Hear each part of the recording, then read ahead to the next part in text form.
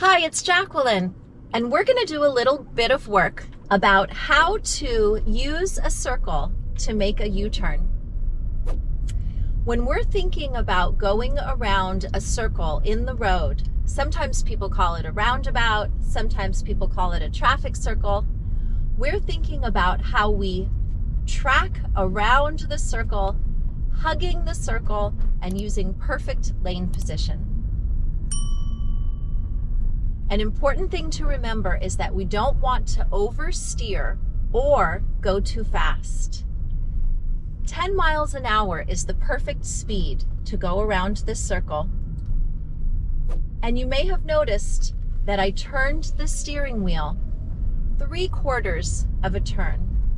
And that was enough to gently go around the circle. I'm going to go back to that same spot and we're going to try it one more time. And we're going to think about the things that could be hard when we're going around a circle. One thing that can be challenging is knowing exactly how much to turn the steering wheel. So it's really best to think about how when we're making subtle curves, we turn the steering wheel and hold. We don't keep turning the wheel because that will make too tight of a turn. I'm going to show you how to make a really tight turn here as I make a U-turn in a much smaller space. I don't have the width of the circle that I just made a U-turn around, so I had to turn the steering wheel all the way to its limit to the left to get myself around that tight turn.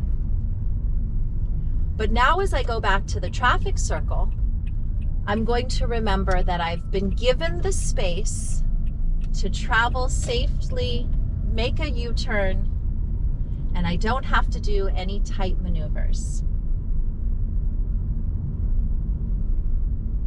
Right now I'm traveling just the regular speed for this environment, which is 25 miles an hour. But as I approach the curve, I let my speed drop a little bit, pressing down on the brake gently to bring my speed down to first 15 and then 10. I turn the wheel just enough to gently go around the circle and be back on my way.